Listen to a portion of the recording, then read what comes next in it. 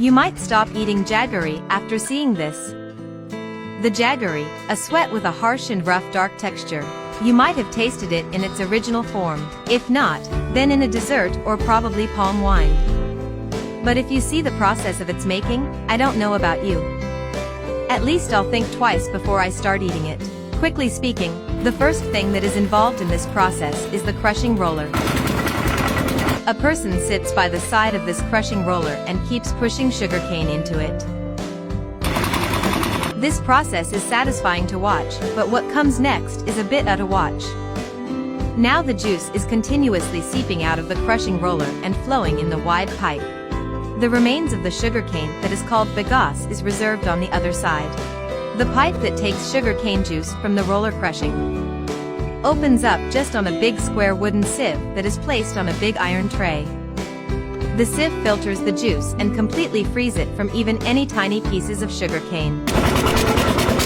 The big tray is placed on the furnace and sugarcane juice is boiled for hours in it. While the juice is high boiling, the fizz or foam from it is removed continuously. The juice is properly refined in the tray. And now it is a couple of steps away from being a proper jaggery. The tray has a narrow opening on one end where a rubber pipe is attached to it. The rubber pipe is used as a valve here to control the flow of juice. But controlling flow through rubber pipe is a bit handy because it doesn't get extremely warm and remains easy to touch and use. Just in front of the rubber pipe and the tray, there's an extra large pan which is put in front of the furnace.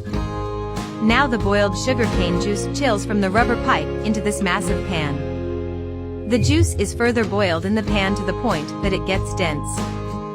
While the juice is getting dense, a color is also added to give it an attractive texture. Once the juice is properly dense, it is put in separate big tray again.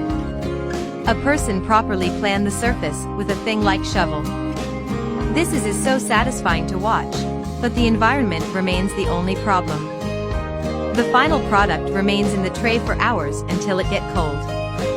Once cold, two persons sit by its sides and make the pièces of jaggery. Once again these small pieces are put in air to take a proper solid form. This process may take 1 to 2 days. When the pieces are hard solid, now they are ready to go in the market. Also this will probably go in your dessert as sweetener. But if you remember the environment in which it is made, you might feel reluctant to have a taste of it. But still credit goes to those workers who contribute to make it. No matter what the place or tools they have been provided.